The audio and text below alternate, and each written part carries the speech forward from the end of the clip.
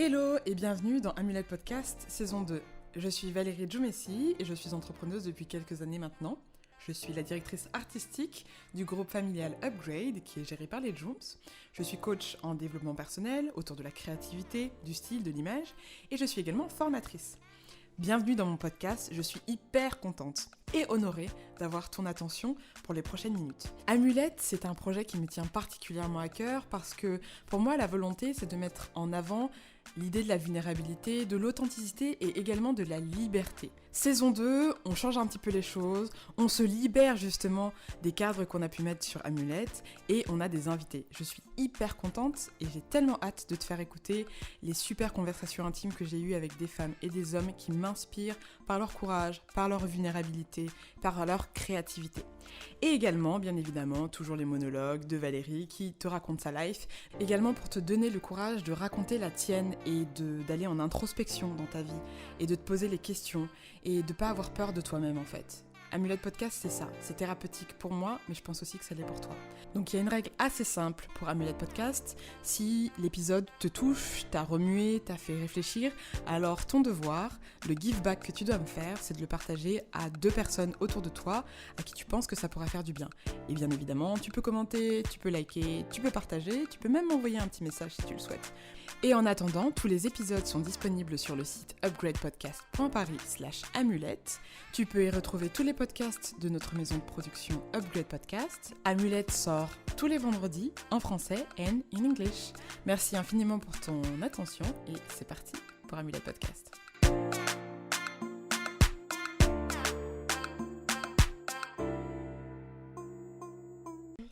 Hello et bienvenue dans ce nouvel épisode d'Amulette. Je suis tellement excitée, tellement contente, tellement happy, tellement fire, tellement everything de vous recevoir dans ce nouvel épisode. Pourquoi est-ce qu'il y a autant d'excitation ? Déjà parce que la vie est belle. Voilà. Et ensuite parce que je suis accompagnée d'une de mes meilleures amies de la mer qui tue. N'importe quoi. De la mort qui tue, qui s'appelle Ludivine Cadet, que vous pouvez retrouver sur, j'allais dire Spotify, mais c'est plutôt sur Instagram, c'est She Is Coaching. Et Ludivine, c'est une femme assez exceptionnelle, avec plusieurs identités, un background incroyable. Elle a fait des grandes écoles et maintenant, elle met son savoir au service de ses clientes qui veulent retrouver une estime d'elles-mêmes, qui veulent se retrouver, s'aligner, s'aimer. Et elle le fait via la danse, via le maillot de bain, le bikini plus particulièrement, et juste via l'énergie solaire et l'amour qu'elle donne. Et c'est... Si vous n'avez pas compris, je la kiffe. Voilà. Et ça, c'était une introduction. C'est une intro, voilà. Oh donc, là lui dit bienvenue. Merci. Oh my god. Moi aussi, je suis trop contente. Il y a beaucoup de gens qui ne vont pas supporter cet épisode et c'est ok. C'est pas grave. C'est pas grave. Hein. Excusez-nous. Voilà, ça sort comme ça sort. Donc, Oui. lui dit, bon, je t'ai fait une petite intro, mais est-ce que tu peux te présenter ? Peut-être qu'il y a des choses que tu voudrais ajouter. Qui es-tu en ce moment ? Genre, comment tu te définis ? Comment je me définis ? Je suis une femme heureuse de vivre, heureuse de donner. J'essaye de donner de la lumière et de montrer que... J'ai même parlé de shinance, même si c'est pas un vrai mot, mais j'aime me dire que en shinant, on n'empêche pas les autres de le faire, voire on les encourage à le faire aussi. Donc c'est ça que j'aime faire aujourd'hui. Dans la vie, mais aussi dans mon coaching, évidemment. Et non, tu m'as bien introduite, je trouve, donc ça me va. I'm the shit. Gravement. Donc aujourd'hui, nous, avec Ludi, on a décidé de parler d'un sujet qui... On n'en a jamais vraiment parlé de ce sujet ensemble. Hein, mais en même temps, c'est tellement latent dans toutes les discussions de quand t'es pas bien, etc. Finalement. Mais... Ouais. Aujourd'hui, on va parler de body dysmorphia. Donc, le body dysmorphia, c'est une pathologie qui consiste à penser, quand on est une personne, qu'il y a une partie de notre corps ou même l'intégralité de notre corps qui a une forme de difformité et la manière dont on se perçoit est complètement différente de la manière dont le monde nous perçoit. Et la plupart du temps, c'est de manière négative. Donc, ça peut aller du je mets des guillemets, petit complexe où on se regarde dans la glace et on dit j'aime pas mes cuisses, j'aime pas mes trucs, à une obsession liée à une partie de son corps ou à l'entièreté de son corps. Et cette sensation, en fait, que tout le monde voit ça, et donc ce mal-être, et donc cette anxiété, et donc ensuite ça peut amener de la dépression, etc. etc. Donc c'est quand même pas un truc qui est fun, et c'est assez sérieux. Et j'ai l'impression qu'il y a quand même vachement plus de monde qui ont ça qu'on le pense. C'est ça. Ouais. En fait, tu m'as envoyé des vidéos et je les ai regardées, etc. Et il parlait de 2,4% ou 2% de la population qui en souffrirait. Et moi, j'y crois pas du tout. Je pense que c'est beaucoup plus que ça. Après, dans des stades vraiment très avancés qui sont pathologiques et qui demandent vraiment un suivi psychiatrique avec des médicaments, etc., certainement 2%. Mais je pense que la body dysmorphophobie, c'est un truc qui est beaucoup plus répandu que ces chiffres-là qu'on nous donne, parce que on le voit, en fait, tout le monde presque a ce genre de blocage et ce qu'on a appelé longtemps juste des complexes. Ouais. Et en fait, c'est quelque chose qui peut être beaucoup plus important et beaucoup plus englobant et beaucoup plus bloquant dans ta vie que juste un complexe, ce qu'on appelle le complexe. Mais en fait, il y a des gens qui y passent des heures, et on est nombreux à y avoir passé des heures, en fait, et à bloquer plein de parties de nos vies à cause de ça. Ouais. Et donc c'est vrai que c'est beaucoup plus répandu que ce qu'on veut bien en dire aujourd'hui, je pense. Ouais, et puis en plus, ce qui est assez frappant, c'est que la plupart du temps, pour cette pathologie, en tout cas pour la body dysmorphia, je vais le dire en anglais parce que it's way too long. Oui, c'est tout à raison, c'est complet. Mais c'est que parfois, en fait, si tu viens parce que tu te sens pas bien, parce que tu es déprimé ou dépressif, ou que tu as des problèmes d'anxiété, parfois on va s'arrêter à ce niveau-là, en fait, et on va pas aller forcément chercher ce qui se passe derrière. Complètement. Parce que c'est pas parce que c'est 2% finalement de la population. Alors que souvent c'est peut-être ça, en fait, c'est ce sentiment, en fait, d'avoir une forme d'inadéquation corporelle, je dirais. Complètement. Et c'est assez édifiant. Qu'est-ce qui a fait que je t'ai dit que tu as choisi ce sujet. En fait, c'est moi qui t'ai dit viens, on parle de ça. Donc, je t'ai pas vraiment laissé le choix. Mais, Non, mais oui. Qu'est-ce qui fait que c'est un sujet important pour moi, en tout cas je pense que j'en ai longtemps souffert, évidemment, mais comme plein de gens. Une des raisons pour lesquelles je fais ce que je fais aujourd'hui en tant que métier dans le coaching au féminin, c'est que, évidemment, moi, je suis passée par toutes ces étapes. Et en fait, c'est hyper dur. Et tu te dis, passer des années à faire ça, si moi, je peux permettre à quelqu'un d'écourter ce temps où, en fait, tu passes ta vie à t'autocritiquer, à te dire qu'il faut que tu caches ça, parce que sinon, tout le monde ne regarde que ça, etc., etc. Pour moi, c'était hyper important d'essayer de mettre un peu ma pierre à l'édifice, ou en tout cas, essayer d'aider les femmes qui en ressentent le besoin d'aller vers un mieux-être. Et je pense que oui, on peut effacer ces choses-là, mais il y a un moment où c'est quand même lourd, et ça englobe, en fait, ça passe dans tous les moments de ta vie. Et donc si j'arrive à aider quelqu'un à ne pas avoir ça trop longtemps, moi ça me fait du bien. Et donc je me suis dit qu'effectivement c'était une bonne idée de parler de ça toutes les deux. Ouais, grave. Est-ce que t'as un moment donné où tu t'es rendu compte que t'avais eu ça, parce que il y a quand même un truc que j'ai vu dans une des vidéos que je t'ai envoyées, je pense qu'elle était faite par la BBC, c'est que donc c'est une pathologie et qu'il y a vraiment une particularité. Il y a des choses qui se passent dans ton cerveau, en fait, quand tu es atteint de cette pathologie-là. Ouais. Ce qui fait que tu vois le monde vraiment de manière différente, un peu déformée. Et donc c'est normal. Enfin, c'est normal. C'est normal que du coup tu te perçoives de manière différente. C'est ça. Il y a une partie de ton cerveau, en fait, et tes yeux, je pense, qui font que tu ne vas pas regarder. Tu ne sais pas, en fait, où fixer ton regard. Exactement. Pour identifier une émotion. Par exemple, sur quelqu'un, voilà. Complètement. Et donc ton regard, c'est des micros mouvements comme ça, qui font que tu es complètement du pair, et que les personnes qui sont entre guillemets normales, en tout cas qui ne sont pas atteintes de cette pathologie-là, ont un chemin d'œil qui est plutôt triangulaire, donc les yeux puis la bouche.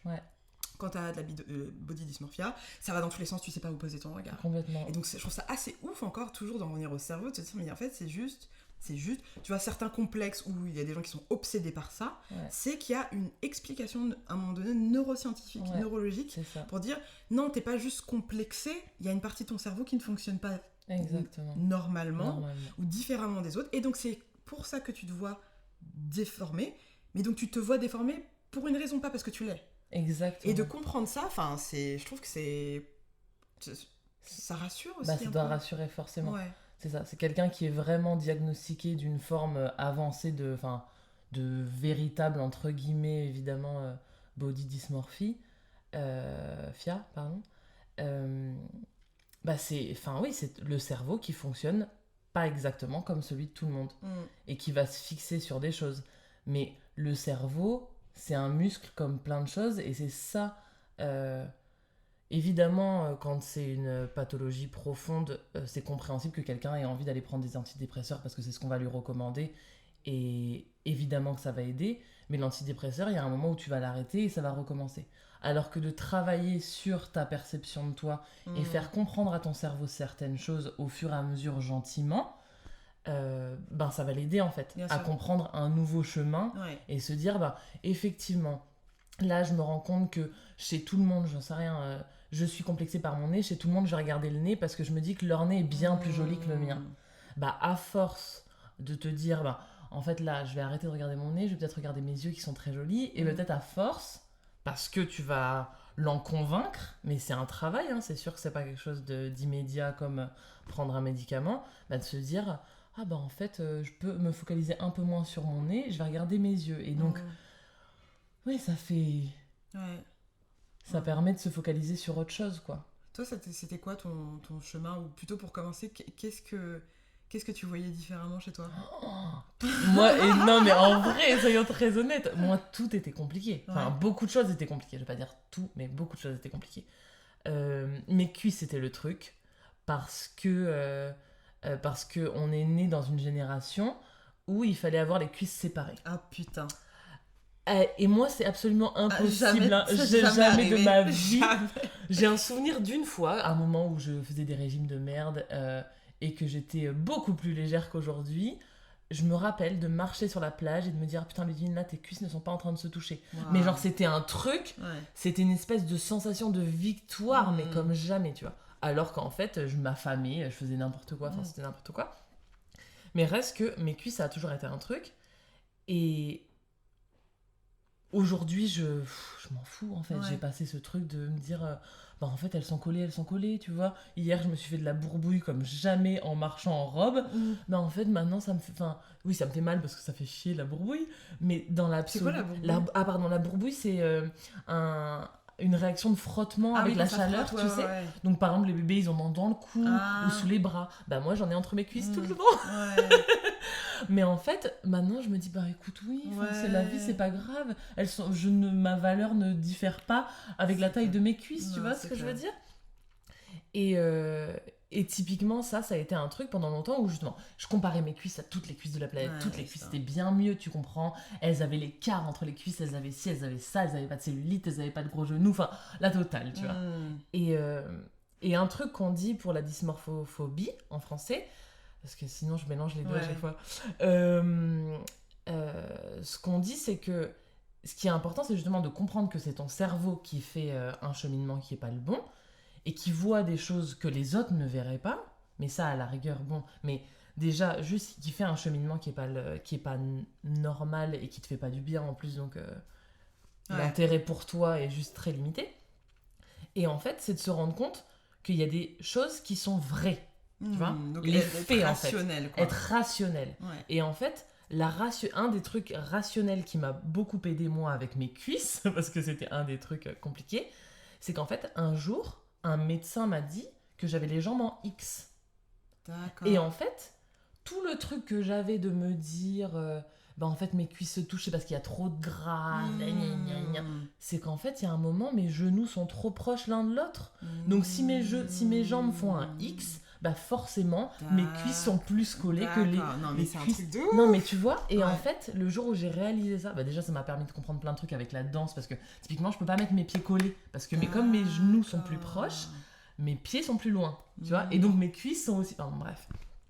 Et en fait, le jour où j'ai compris ça, je me suis dit, en fait, Ludivine, là, tu peux continuer à pleurer sur tes cuisses et à te plaindre sur tes cuisses et tout, mais il y a un moment, tes genoux, ils sont là, tes jambes, elles te permettent de courir, elles te permettent de marcher.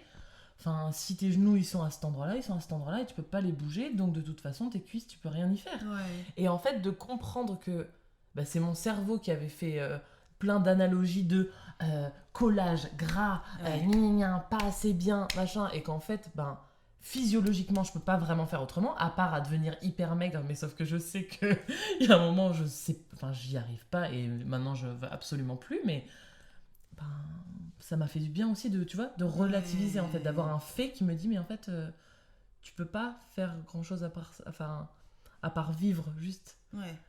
Vivre. C'est marrant, moi c'était mes cuisses aussi. Ouais, tu m'avais dit. Mes cuisses, oh là là.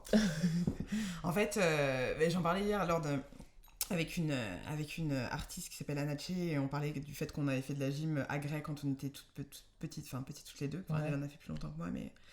Et donc, du coup, la gym aux agrès, c'est au gros, t'as poutre, sol, barre, saut. Et donc, quand t'es en compétition, ou même parfois quand t'es en entraînement, t'es en juste au corps. Ouais. Et donc, moi, j'étais quand même... c'est toujours la même histoire. Hein. Souvent, mes copines, c'était des blanches. Donc, on n'est pas du tout la même physionomie, tu vois. Et ouais, c'était compliqué pour moi de me mettre dans cette tenue-là, parce que je sentais que oui, mon corps était pas pareil, que c'était plus massif, je prenais beaucoup plus rapidement en musculature aussi, donc ce qui fait que j'étais vraiment genre cuisse, abdos, tu vois. Et maintenant, aujourd'hui, je suis hyper contente de ça, parce que ça restait, mais c'est juste qu'à l'époque, j'étais en mode, mais wow, tu vois, et les gens me disaient, c'est trop, tu sais, alors ça... Tu passes du c'est trop à c'est pas assez. Quand est-ce que ça vous suffit en fait, c'est ça. Mais en fait, pourquoi ça devrait suffire aux autres? Non, mais c'est ça. Et à l'époque, il n'y avait pas encore il n'y avait pas encore d'exposition de nanas qui nous ressemblaient, qui étaient plus en chair, qui étaient différentes. Mais il n'y avait qu'une seule image, Qu'une seule image, vraiment. Et c'est pour ça que moi, j'ai eu un gros coup de cœur pour Beyoncé. Alors même qu'au début, je ne pouvais pas la saquer dans les Destiny's Child parce que je trouvais qu'elle prenait trop de place. Ouais. Mais parce qu'à un moment donné, quand elle arrive en carrière solo, je vois cette meuf avec des grosses cuisses et des grosses fesses. Et tout le monde... Et elle danse, et elle chante, elle est trop belle. Et en fait, ma petite fille, elle s'est dit, ok, target, c'est elle. Ouais. Tu vois, genre. Et donc c'est ça qui fait qu'aujourd'hui, je suis toujours en mode... Parce que ma petite fille, elle est toujours fan de Beyoncé, parce que Beyoncé, à un moment donné, elle l'a sauvée. Elle l'a libérée de ce fardeau de se dire, je ne suis pas normale. Bah ouais. Et...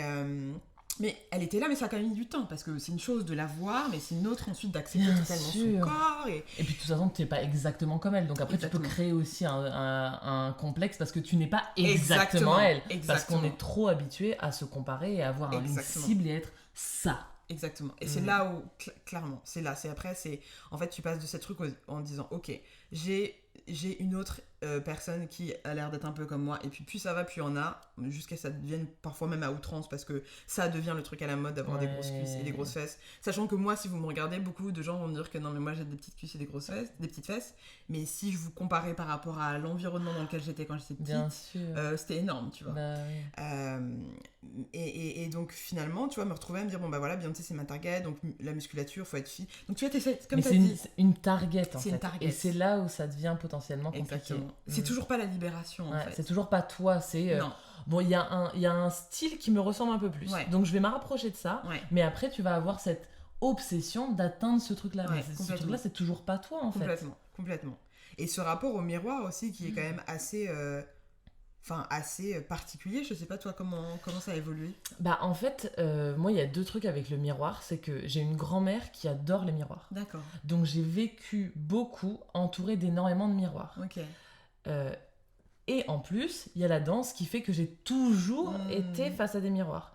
Donc même si pareil, quand je faisais de la danse classique, etc., j'avais pas du tout le corps des filles dans les classes dans lesquelles j'étais, je pense que j'ai eu un rapport vraiment love and hate avec le miroir, parce que j'étais obligée de l'avoir. Parce que si je l'avais pas, en gros, je disais quoi à toute ma famille de cacher les miroirs. Enfin, parce que c'est vraiment... Ça aurait fait une maison assez chaude. Ouais, c'est ça, parce qu'il y a vraiment beaucoup de miroirs chez nous. Et ça voulait dire qu'il fallait que j'arrête la danse, parce que machin. Et ça, pour le coup, pour moi, c'était pas possible. Donc en fait, j'ai eu ce truc de... je vais en cours de danse, je déteste ce que je vois, mais j'aime tellement la danse que je ne peux pas arrêter la danse. Et j'ai eu le truc de ma famille, je te dis, prendre tout le temps des photos. Et en fait, quand t'es pas bien, des photos et des miroirs, c'est horrible. Mais en même temps, avec le recul, je pense que ça m'a aidé. Parce que, justement, ça m'a permis de m'habituer, en fait. Parce que quand tu évites le miroir, que tu évites les photos, et ben en fait, ça règle pas le problème. C'est de l'évitement, en fait. C'est dire, je ne sais pas, je ne veux pas voir. Et j'ai été beaucoup comme ça, hein. Franchement, quand on prenait des photos de moi, il y a des moments où c'était genre la catastrophe. Mais en fait, petit à petit, ces photos-là, elles m'ont fait me dire, en fait, je suis juste un être humain. Et prendre une photo, c'est juste moi. Et c'est pas grave, en fait. Mais c'est vrai que les moments où je l'évitais étaient plus durs que les moments où en fait j'ai appris à juste regarder. Enfin, c'était régulier, c'était pas facile, mais c'était régulier. Et c'est vrai que les femmes avec qui je travaille, typiquement il y a 2 jours, on m'a dit dans une salle de danse, en fait je me rends compte que j'ai pas trop de miroir en pied, tu vois. Et en fait, le fait de pas en avoir, oui, ça te permet d'éviter le truc de je ne veux pas voir mon corps parce que mon corps est un immondice, parce qu'on se le, enfin pas tout le monde, mais beaucoup de gens vont se le dire. Mais en fait, c'est fort quand même. Oui, mais c'est ça en fait. C'est parce que t'es tellement habitué à, nous à notre époque, voir des magazines, voir des trucs. Maintenant t'as Instagram, si tu décides que de ne suivre que des filles photoshopées, sans cellulite, ou en tout cas tellement différentes de toi, en te disant c'est ça. Tu vois, on parle de Beyoncé, mais une fille qui fait 1m50, 42 kilos, toute fine et tout ça. Si son objectif c'est de ressembler à Beyoncé parce qu'on lui dit que Beyoncé c'est la perfection, c'est aussi terrible que nous à l'époque quand on regardait, quand on nous disait Kate Moss était parfaite. Et en fait c'est hyper dur. Et si tu ne vois que des gens complètement différents de toi et que toi tu veux plus te regarder parce que tu es horrible, en fait tu t'aides pas. Alors que moi c'est ce que je dis toujours, mais arrêtez de suivre des Instagram qui vous font du mal. Mais clair. Qui vous bouffent de l'intérieur et qui vous font vous comparer et vous dire ah non en fait je suis horrible, que ce soit physiquement ou en termes d'avancement de vie, etc. Ça fait tellement de mal. Mais je pense qu'il y a une forme d'habitude à la souffrance, hein, mais oui, clairement. Et ça je suis d'accord, en fait on s'en rend pas compte à un moment donné c'est possible d'être addict à la souffrance, guys. C'est-à-dire que c'est pas tant que tu es addict à la souffrance, c'est surtout que tu es habitué à un certain type de comportement et à un certain type d'environnement ou de personnes, parce que ça te rassure, parce que ça te rappelle la maison, voilà. Mais parfois ce sont des comportements qui ne te font absolument pas du bien. Et vraiment pour le coup, Instagram, c'est un endroit, si tu prends pas un peu de recul pour identifier comment tu peux bien l'utiliser, comment ça peut être à ton service, parce que ce n'est qu'un outil, ça peut vraiment pourrir la vie. C'est ça. Et moi, il y a des fois où quand je sens qu'en fait Instagram devient anxiogène, c'est-à-dire que tachycardie, souffle court, t'es pas très bien, c'est qu'il y a des comptes qu'il faut que je supprime en fait. Exactement. Et c'est pas parce que je les aime pas, c'est pas parce que je hate, c'est juste qu'en fait, même si je valide le taf de la nana et que je la trouve lourde, machin, quand je regarde son taf, quand je regarde, ça me fait me dire, mais qu'est-ce que je fais moi ? Je traîne, je machin, je truc, nanana. Donc je supprime. C'est ça, c'est trop important. Mais c'est pas facile parce que c'est pas. Parce que comme tu dis, en fait, on est tellement habitué. C'est ça en fait. Instagram, c'est le magazine, c'est Vogue d'avant. Ouais, c'est en fait, clair. c'est Elle d'avant. C'est. Je sais plus c'était quoi nos magazines de quand on était ado. Jeune tu et vois. jolie. Voilà. Jeune et jolie, tu vois. Jeune et jolie, mais qui se reconnaissait là-dedans ? En tout cas. Clairement pas nous. Si tu n'étais pas dans ce moule-là de la parfaite blonde, petite ou grande d'ailleurs, toute fine, parisienne ou française, machin, mais tu te reconnaissais pas du tout. Et pourtant tu as acheté le magazine. Et pourtant tu as acheté le magazine, mais parce qu'on parlait de quoi ? De régime pour arriver à devenir comme elle. Enfin bon, laisse tomber. Il y a tellement de... Mais en tout cas, Instagram, ça peut être juste la suite de ça. Parce que si tu suis les fameuses mannequins Victoria's Secret, tu comprends, elles sont tellement stylées. Et puis, cette fille parfaite de notre âge qui aurait eu ses 2 enfants avec son mari parfait. C'est sûr que si tu suis que des trucs comme ça... Et que tu n'as pas conscience en fait que Instagram n'est qu'une image. Bien sûr. Tout le monde pose pour Instagram. Bien sûr. Tu penses tes photos Instagram. Bien sûr. Tu les édites, tu te styles, tu t'habilles, tu te maquilles pour Instagram. Mais c'est pas parce que tu fais ça et que que tu vois des images de personnes qui sont parfaites que quand ils ont fini la photo, ils sont pas en train de se détester parce qu'en fait ils s'entendent pas. Ou parce que tu trouves que le corps de la nana est parfait mais elle a de body dysmorphia. Mais évidemment. Parce que c'est pour ça que souvent ces filles-là vont de toute façon se photoshopper parce qu'il y a des trucs qu'elles acceptent pas en fait. Et qu'on leur dit pour avoir le maximum de likes il faut que tu sois comme ça. Et elles aussi elles en souffrent. Mais parfois on se le dit mais est-ce qu'on le comprend vraiment ? Est-ce que, justement, le côté tachycardie, t'as beau le savoir, te dire oui, je sais que cette fille-là, elle se Photoshop, oui, je sais que sa vie, elle est peut-être pas parfaite derrière, mais t'as quand même ta tachycardie, et t'as peut-être même ta petite larme quand tu éteins Instagram, quand tu vas te coucher. Exactement. Donc en fait, ça t'aide pas, quoi. Non, clairement pas. Ça t'aide non, pas. Non, c'est... Et du coup, comment est-ce que t'as fait, toi, pour... C'était quoi ton chemin pour te libérer de ça et pour accepter ton corps, jusqu'à te pointer quand même à un event qu'on a organisé le 21 juin dans notre loft, où Ludivine, c'était sur le thème... je balance, je m'en fous. Le thème, c'était... Attends, c'était quoi ? C'était Freedom Party. Ouais, Freedom Party, printemps, été, musique, machin. réveil. Et Ludivine est venue en maillot de bain. Elle était tellement, genre... magnifique, c'est-à-dire que tout le monde était in genre mais who is this person? Donc quand tu me dis que tu pouvais pas blairer les photos et qu'un jour tu t'arrives à un event en maillot de bain bleu ciel avec des petites franges et ta petite guirlande de fleurs et ton petit non mais en fait en vrai des fois je me dis mais c'est un autre monde, mais je pense qu'il y a plein de choses, il y a énormément de choses, et en fait moi ce qui pour moi est important, c'est que je suis quelqu'un de très impatient. Et je pense que la Ludivine d'il y a 10, 15, même juste 10 ans, elle aurait voulu que ce soit comme ça, en fait. Elle aurait voulu se réveiller un matin et se dire « Love, tu vois, je m'aime, c'est bon. Je suis la bombasse du monde, et voilà, tu vois. » Sauf qu'en vrai, ça marche pas comme ça. Ça marche pas comme ça parce que si tu parles de confiance, t'as besoin de preuves de confiance. Donc t'as besoin de te prouver que oui, tu sais faire ça. Donc pour le body, il y a plein de choses qui rentrent en compte, mais pour moi, je pense que la danse a beaucoup aidé, évidemment, parce que j'ai appris à bouger ce corps qui me semblait inadéquat. Jeune, je voulais être prof de danse, tout ça. Pour moi, mon corps était absolument incapable de faire ça. Il rentrait pas du tout dans les cibles de toutes mes potes qui sont devenues profs de danse, etc. J'étais tellement inadéquat. C'était pas possible, tu vois. Donc la danse, en mouvant ce corps et en disant ce corps en fait il sait bouger et machin, je lui trouve cette qualité-là. Donc tu vois, typiquement ces cuisses, ces trucs, ces machins, c'est pratique. Oui, mais en fait elles sont bien pratiques, tu vois. Le fait qu'elles soient costauds, elles sont bien pratiques. Oui, par-dessus il y a de la cellulite. Bon, ça on passe, c'était une étape plus tard. Mais déjà de se dire en fait elles sont grosses ou ce que tu veux, peu importe, mais en fait elles m'aident à faire des choses. Et en fait je pense que j'ai mis de la positivité là où il y en avait plus, en fait. Donc je me suis dit ça marche pour ça. Qu'est-ce que j'ai... Mon nez. Ah oui, mon nez n'était... était rien. Il était rien, en fait. Moi, j'aurais préféré avoir un petit gros nez. Ma mère, elle dit toujours qu'elle a un petit gros nez, tu vois. D'accord. Parce qu'elle a un petit nez, tu vois. Mais il est petit, tu vois. Et ton nez, il est comment ? Moi, il est large et il est long. En fait, j'ai eu un petit mix de mes deux parents. Non, mais tu vois, et en fait, non, je m'en fous, c'est mon nez, tu vois. Mais c'est sûr que j'ai pas... Enfin, tu vois, typiquement, moi, j'ai toujours hyper peur des filtres, parce que je sais que ça te met une image de ton physique qui n'est pas vrai, et après, 5 secondes après, t'as ton visage normal, et tu te dis, mais il est pas normal, mon visage.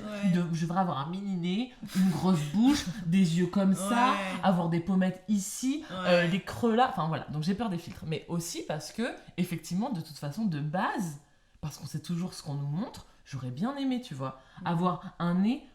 Moi, je te dis, le nez de ma maman, j'adore. Elle a un petit gros nez, elle dit, c'est ça, c'est le sang un peu noir qui est remonté dans le nez de ma maman, tu vois. Ah, mais c'est vrai, tu vois. Donc elle a un petit gros nez, mais il est petit. Mon papa, il a un grand nez. Et j'ai eu le mix. Et à chaque fois, je me dis, mais ça sert à rien. On peut couper ou pas? C'est ça. On peut l'enlever, tu vois. Et typiquement, ça, c'est un truc de body dysmorphophobie. C'est de se dire, voilà, on a un truc qu'on veut enlever. Et en fait, si tu te bases que là-dessus, tu vas aller faire de la chirurgie, en fait, direct. Tu vas aller, moi, je me serais fait raboter le nez. Ce que je faisais très souvent avec mes cuisses, c'est quand je m'asseyais, j'avais mais ça date il y a très très longtemps. Je m'asseyais, tu sais, les jambes assises, quoi, basique. Et en fait, je faisais ça. Je m'imaginais me couper l'intérieur des cuisses. Vraiment, si j'étais là, genre. Si ma cuisse, elle était comme ça, ce serait bien. J'avais vraiment ce truc. Et en fait, si tu te bases que là-dessus, tu vas chez le chirurgien, tu te fais couper la cuisse, tu te fais couper le nez. Et en fait, si t'es vraiment dans la dysmorphophobie, tu vas t'en trouver un autre, en fait. Tu vas te dire, mais en fait, maintenant que mon nez, il est parfait là. En fait, c'est ma bouche qui pose un problème. Elle est pas assez ronde parce que ça ressemble pas assez au filtre. tu vois, il faudrait qu'elle soit un peu plus charnue. Puis mes yeux là, il faudrait qu'ils remontent un peu. Et en fait, bah tu restes là-dedans. C'est sans fin. C'est sans fin le truc. C'est sans fin. Non, mais c'est franchement... En fait, c'est marrant parce que je pense qu'au bout d'un moment, quand tu... Moi, j'avais oublié que j'avais eu ce complexe des cuisses. Au bout d'un moment, j'ai dit... Mais j'aimais pas mes cuisses à un moment donné. Alors que maintenant c'est devenu voilà. Ouais. Tu vois, pareil, ma bouche que je trouvais, et en plus mes sœurs elles me disaient ouais t'as une grosse bouche. Ah ouais, alors qu'en fait donc tu vois, alors que machin. Et ce qui est intéressant, c'est que là où d'habitude je suis en mode oui tu dois avoir ton indépendance, t'as pas besoin des gens pour te compléter machin, quand même le regard des hommes a quand même eu un super impact sur moi. Parce qu'à partir du moment où je me suis sentie désirée, où j'ai compris, parce que je pense que j'étais désirée avant que je ne le comprenne et que je l'accepte. Pile poil dysmorphophobie. Tu vois. Et tu te dis, mais les gars, il y a un gars qui est là, tu te dis, mais qu'est-ce qu'il fait ? Qu'est-ce qu'il raconte ? Qu'est-ce qu'il fait ? Enfin, what the fuck, tu vois. Ça n'est pas possible, en fait. Ça. Ton cerveau bloque. Je pense que jusqu'à encore aujourd'hui, il n'y a pas très longtemps, parfois je me suis dit, mais en fait, je ne comprends pas pourquoi il y a cette attirance à mon gars. Je suis obligée de me dire, non mais meuf, qu'est-ce que tu racontes ? Bombe. Qu'est-ce que tu racontes ? Bah, bien sûr. N'importe quoi. Bien sûr. Mais c'est vrai que c'est un réflexe. Et donc, le regard des hommes, notamment sur les cuisses, les fesses, enfin, tous les trucs que toi, t'essayes de... Mais parce qu'on t'a dit que... Mais en fait, c'est ultra féminin. Ça peut être... Enfin, tu vois, ça peut être une représentation de la féminité hyper... Bien sûr. Et donc, ça peut plaire. Et ça dépend également, je pense, de l'environnement dans lequel t'es. Pour le coup, je pense que si j'avais grandi dans un environnement où j'étais plutôt avec des gens... Enfin, genre, je sais pas moi, africain ou quoi, ça aurait pas été du tout le même rapport. Bah, ou pas. Parce que tu vois, moi, grandi à La Réunion, etc., c'était pareil. Hein. Parce qu'on nous envoyait quand même les mêmes messages, vrai, en fait. T'es quand même en France. Alors, peut-être que, effectivement, tu serais complètement full en Afrique, tu vois. Peut-être que ce serait différent. Ah bah là, non, mais je pense qu'on m'aurait dit, t'es trop mince. Voilà. Tu vois, il y aurait eu un autre standard. Ouais, exactement. Mais en fait, il y a toujours un standard. Et en fait, c'est ça le problème, c'est que la société te donne un standard, te donne une règle. Et si tu déroges de ça, alors aujourd'hui c'est un peu différent. On essaye de lancer la body positivité pour que tout le monde rentre dans juste l'acceptation de toutes sortes de corps, parce que tout peut plaire. En fait, c'est ça qui est cool, c'est que en vrai, il y a quand on dit tous les goûts sont dans la nature, c'est la vérité. Sauf qu'on nous dit ce goût-là c'est le meilleur. Mais en fait, qui a dit ça ? Et pourquoi en fait ? Ouais, c'est ça, c'est vraiment se poser la question, qui a dit ça et pourquoi ? Et de manière générale, pour tout. En fait, oui, c'est comme ça que... Mais qui a dit ? Et pourquoi ? Toujours. Et tant que t'as pas ta réponse, vraiment pose-toi la question. Parce que si t'as pas de réponse, c'est que cette règle-là... elle n'est pas vraiment universelle en fait. Et puis même si t'as une réponse, qui a dit c'est ça, est-ce que cette réponse te convient ? Exactement. Est-ce que cette réponse te convient ? Et la plupart du temps, on se rend compte que la réponse, elle ne nous convient pas. En fait. Mais que c'est plus facile de rentrer dans un moule qui ne nous convient pas que d'avoir le courage ou l'audace ou que sais-je, de se dire, bon, en fait, moi, fuck, je vais pas faire comme ça. C'est ça. Je vais m'écouter moi et complètement. Ouais. Mais quand tu disais les hommes, c'est vrai, c'est tellement ça. Enfin, c'est vraiment un truc où tu te dis, c'est pas possible en fait. Bah non, personne. Qui peut aimer ça en fait ? Qui peut ressentir du désir pour ça ? C'est pas possible. Enfin, c'est genre non, évidemment. Évidemment que c'est pas moi qui regarde, il doit regarder quelqu'un derrière. Bien sûr, oui, il ferme les yeux et pense à quelqu'un d'autre. Ouais, mais clairement, c'est pas moi, c'est clair, c'est pas possible quoi. C'est pas possible. Mais comme la comparaison, quand tu m'as dit faisons le podcast et tout ça, je réfléchissais et moi il y a eu plein de moments où me retrouver avec mes amis, donc avec toi, avec toutes les filles et tout, mais j'étais tellement mal. C'est vrai ? J'étais tellement mal. Franchement, mais c'était... je me rappelle, tu sais, du week-end en Belgique. Ouais. Mais une catastrophe. Ah ouais ? Je pleurais intérieurement tout le week-end. C'était horrible. Oh my god. Je me disais, mais qu'est-ce que je fous là ? Genre, Enfin, c'est vraiment, je me trouvais mais immonde. Parce qu'à l'époque, j'étais un peu... Enfin, à cette époque-là, j'avais grossi, mais parce que post-régime de merde, toutes les histoires... t'acceptes pas qui... Enfin, voilà. Et j'étais tellement mal. Et en fait, tu te focalises sur tout ce qui va pas dans ta tête. Et donc forcément, ça va pas. Et forcément, ça va pas. Putain, et en fait, tu te retrouves avec un groupe de filles parce que, excusez-nous, mais on est vraiment des bebons, tu vois. mais... Excusez-nous, mais je vais pas la contredire. Donc, quand toi, dans un moment comme ça, tu te sens pas bebon, enfin, moi, maintenant, je me sens bebon, c'est cool, hein. Mais à l'époque, je me sentais vraiment, mais vraiment au ras des pâquerettes par rapport à ce groupe de déesses sur Terre. Et en fait, je me disais, mais qu'est-ce que je fous là? Mais Enfin, c'est chaud, vraiment. C'est hyper... Enfin, c'est marrant. Gros, pas marrant, hein, mais... Non, mais je pense que si on essaie de se remettre chacune dans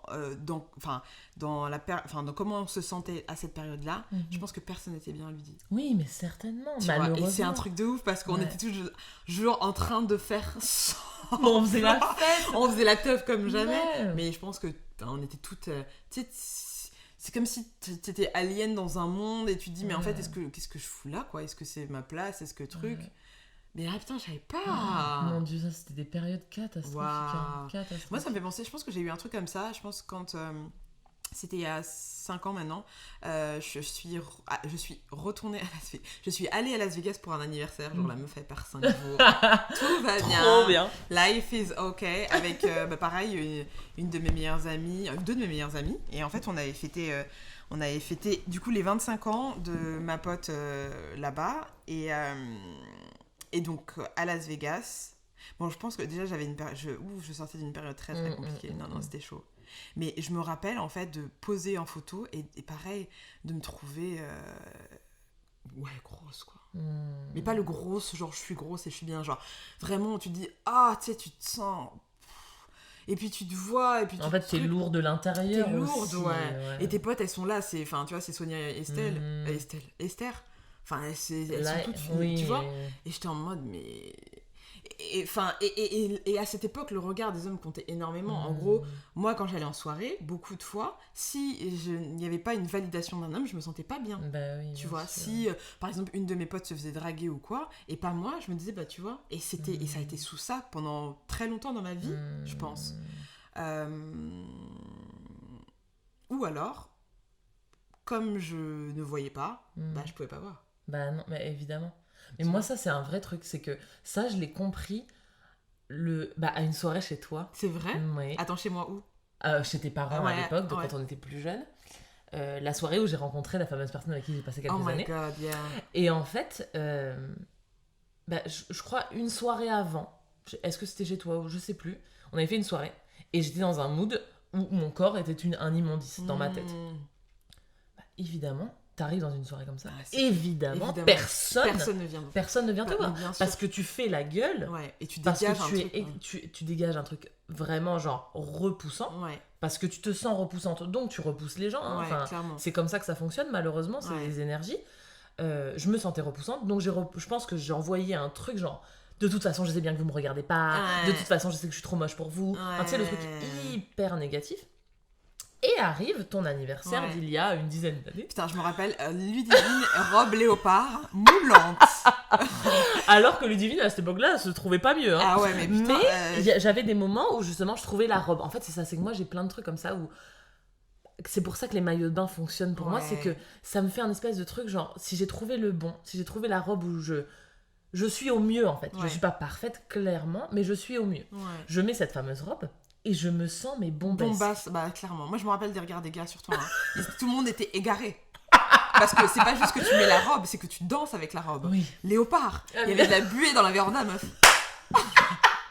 Tu sais que j'ai la vidéo d'anniversaire, non? Putain, énorme. Vous blaguez avec la Ludivine. Non, mais c'était trop drôle. Et donc, cette soirée, effectivement, je me souviens d'avoir plu en général. Et je rencontre cette personne qui, je pense, serait venu à la soirée d'avant. Il t'aurait pas calculé. Et si jamais il avait vu un potentiel physique qui lui avait plu de loin, il aurait jamais osé. Parce que je lui aurais fait le regard de la mort. C'est sûr. C'est sûr. Et en fait, la dysmorphia, c'est vraiment ça. C'est qu'en plus, ça te bloque de tout dans ta vie, en fait. Parce que t'as l'impression que ce truc-là est la raison pour laquelle tout le monde ne peut pas t'aimer, en fait. Exactement. C'est impossible. C'est impossible. Alors que tu demandes aux gens autour de toi, a posteriori ou sur le coup, ils vont te dire, moi, typiquement les boutons, pas parce que j'ai été boutonneuse, enfin je suis encore, je prends juste des médicaments qui m'aident à l'être un peu moins, mais les boutons, c'est un truc, moi, genre, j'ai l'impression que je vois que ça, tu vois. Et en fait, quand tu parles aux gens, ils te disent, mais... Parce qu'ils se sont habitués, et puis parce que c'est pas si dramatique, en fait. Et puis parce que c'est pas, on focalise pas sur ça, parce qu'on n'a pas le temps, en fait. On parle avec la personne en entier, on parle avec ce que tu donnes de toi, on parle avec ton cœur, en fait. On parle pas avec les boutons que t'as sur le visage. Et typiquement, pareil, je parlais avec quelqu'un il y a quelques jours, là, et qui me dit, en gros, que son ex... Et t'es quand même resté pendant une crise, mais une crise très forte d'acné. Ouais. Et en fait, moi, dans ma tête, je me suis dit, mais Bah... encore heureux. Enfin, je veux dire, oui, c'est il est clair. amoureux de toi, évidemment qu'il est resté. Ouais. Mais en fait, pour elle, c'était un vrai truc. Ouais. C'était, bah en fait, non, enfin, tu vois, il a accepté, quoi. Et en fait, on a ces trucs-là de se dire, mais notre corps, en plus, serait la seule raison pour laquelle les gens nous aimeraient, en plus. C'est clair. Donc, tu as ce défaut, ce truc horrible que seul toi vois, mais ce truc énormissime qui va faire que les gens ne vont pas t'aimer, en fait. Ouais. Et donc que toi, tu peux pas t'aimer non plus. Et que toi, c'est impossible que tu C'est t'aimes. impossible. C'est impossible. Ouais, putain. Ça, c'est... Franchement... Pouf. Ouais. Je sais pas trop comment faire pour... parce que, tu vois, et c'est pour ça que je pense que c'est important d'avoir ce type de sujet-là, parce que il y a beaucoup plus de gens, comme on l'a dit, qui ressentent ça et qui se sentent inadéquates ou qui aiment pas ci, puis j'aime pas mes cuisses, puis j'aime pas mes pieds, puis j'aime pas... Et un truc, moi, qui m'a pas mal aidé, c'est de voir plus de gens nus. Ouais. Et de me mettre nue devant les gens. Tu te rappelles, j'avais posé nue dans un trop truc beau, magnifique. D'art... Enfin, des beaux-arts de ma ville, bref. Et en fait, ce qui s'était passé, c'est que j'avais regardé à l'époque, j'étais dans mon premier appart, j'avais encore la télé à l'époque, j'avais regardé un documentaire sur Arte, et c'est une meuf qui dansait nue dans l'huile. Oh purée, c'était magnifique. De ouf, mais oui. Et j'étais fascinée, je me dis, faut que je pose nue. Et je sais pas, ça m'est venu comme ça. Donc j'ai cherché du coup, poser nue, etc. Mais c'est un vrai métier, hein, parce que c'est physique. Hein. Et donc j'ai envoyé un message à ce mec qui était dans ma ville, là, à Colombes, pour lui dire, bon bah voilà, voilà, j'aimerais poser nu, tout ça. Il m'a dit, bah, est-ce que vous pouvez m'envoyer des photos ? Alors là, je me suis dit, alors attends. C'est-à-dire. Je crois pas, je sais plus si je lui ai envoyé des photos. Habillée ? Oui, il fallait que ce soit nu direct. Je crois, mais je lui ai dit, je crois que je suis pas à l'aise, mais pas de problème, on peut se voir. Donc je me suis dit, bon. Ouais, très bien, ça faisait pas. Non. Et finalement, j'y suis allée, et c'était un vrai cours. Il y avait des vrais élèves, une dizaine de personnes, et donc je me suis foutue à poil devant tout le monde. Pendant, je pense, ça a duré 1h30 ou 2 heures, et tu fais différentes poses, et les gens te dessinent. Et d'être l'œuvre d'art. Ouais, génial. Ça soigne, hein. Tu m'étonnes. Vraiment, ça m'a fait un bien de malade, en fait. Je pense que c'était un truc complètement initiatique. Et je l'ai fait 2 fois, je crois.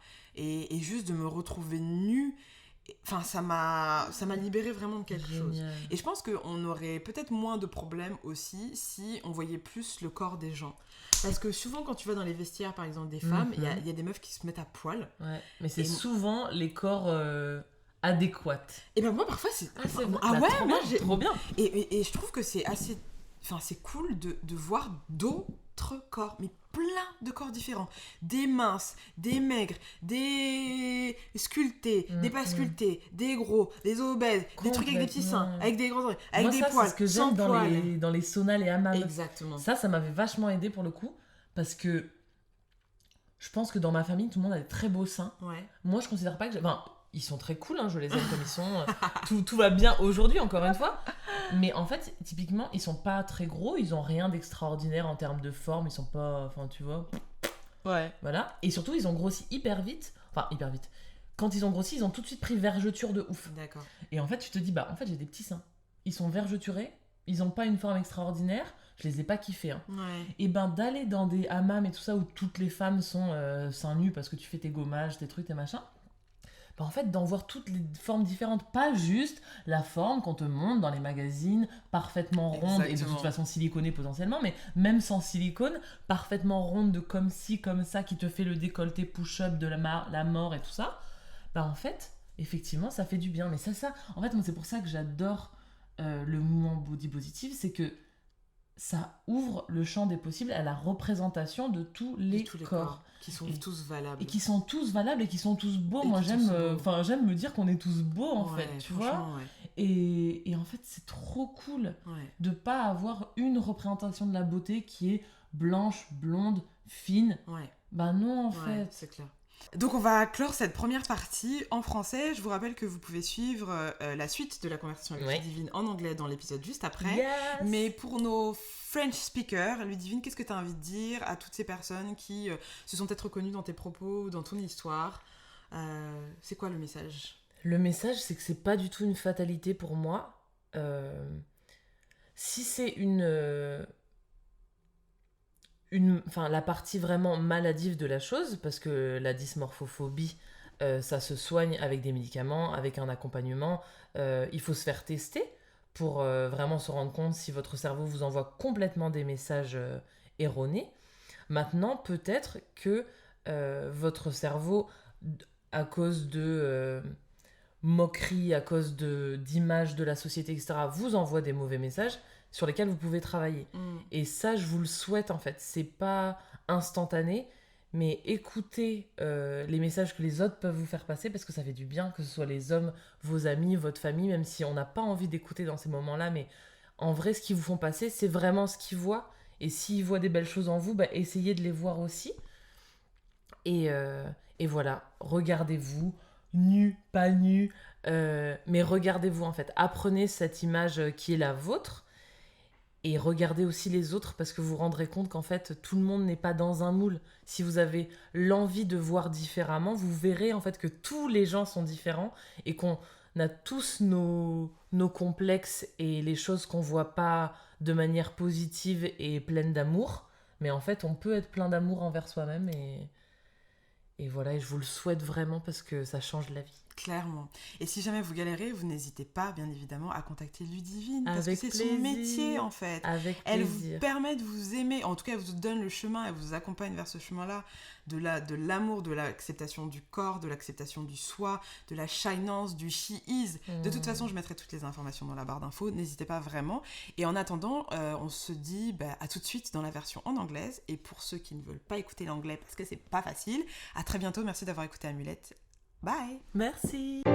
Upgrade Podcast, une société du groupe Upgrade by les Jums, vous a présenté Amulette Podcast, un podcast qui vous permet de devenir magicien et artiste de votre propre vie. Présenté par Valérie Desjums, directrice artistique chez Upgrade et coach en créativité et image. Rendez-vous sur upgradepodcast.paris pour découvrir tous nos autres podcasts. Passez une très belle journée lumineuse.